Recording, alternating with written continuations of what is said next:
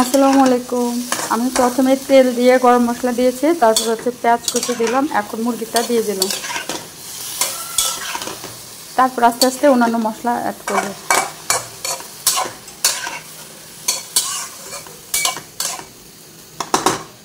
কিছুক্ষণের জন্য ঢেকে দেব, তারপরে হচ্ছে অন্যান্য মশলা দেব।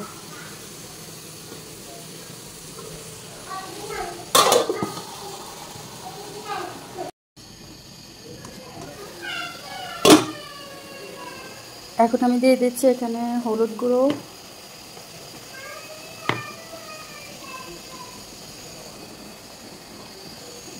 জিরে গুঁড়ো, স্বাদ মতো লবণ, মরিচের গুঁড়ো,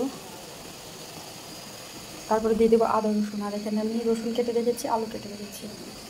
যেহেতু কারেন্ট নেই বাসায়, তাই ব্লেন্ডার করতে পারি না, আদা আমি এটাতে এখন এখান থেকে দিয়ে দেবো আদা আর এই যে রসুন বাটা। এখন দিয়ে দিচ্ছি আদা বাটা, তারপরে দিচ্ছি এটা হচ্ছে আদা বাটা, এটা রসুন বাটা।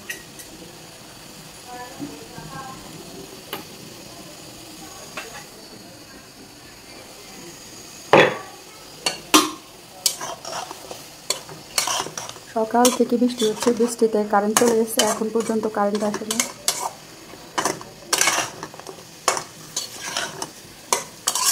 এখানে শুধু তেজপাতা দেওয়া হয়নি, এখন তেজপাতাটা দিয়ে দেবো। এখন দিয়ে দিচ্ছি তেজপাতা আর একটু পানি।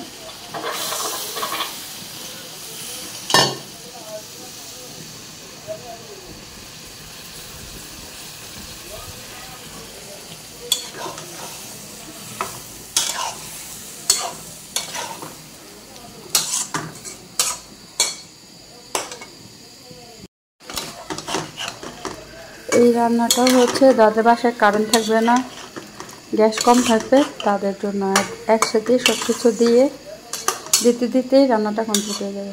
এখন আমি দিয়ে দেবো আলু, যেহেতু এখানে মুরগিটা তেমন একটা বড় না, তো এখানে দিয়ে দিচ্ছি আলুটা। মুরগিটা সিদ্ধতে তেমন সময় লাগবে না।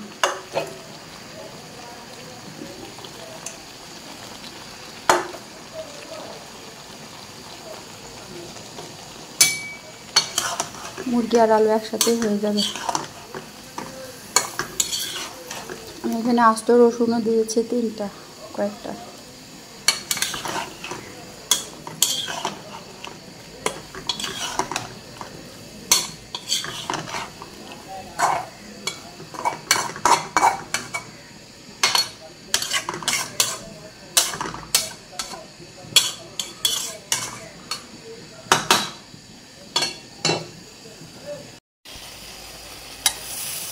অনেকক্ষণ কষিয়ে নিলাম, এখন হচ্ছে একটু ঝোলের পানিটা দিয়ে দিচ্ছি। আর এটা হচ্ছে গাছের ক্যাপসিকাম, মাঝখান থেকে খালি করে দিয়েছি, আর কিছু কাঁচামরিচ দিয়ে দিলাম।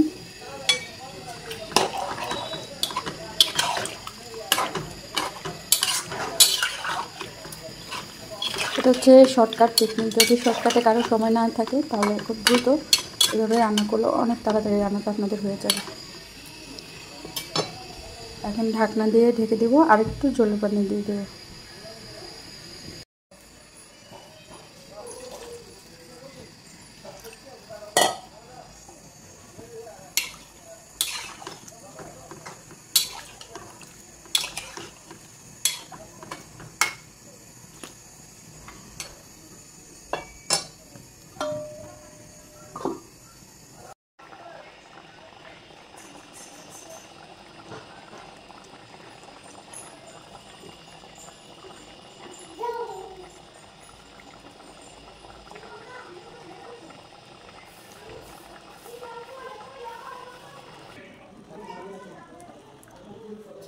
রান্নাটা আমার হয়ে গেল, বাট আকাশের অবস্থার কারণে তরকারির কালারটা দেখা যাচ্ছে না, বোঝা যাচ্ছে না।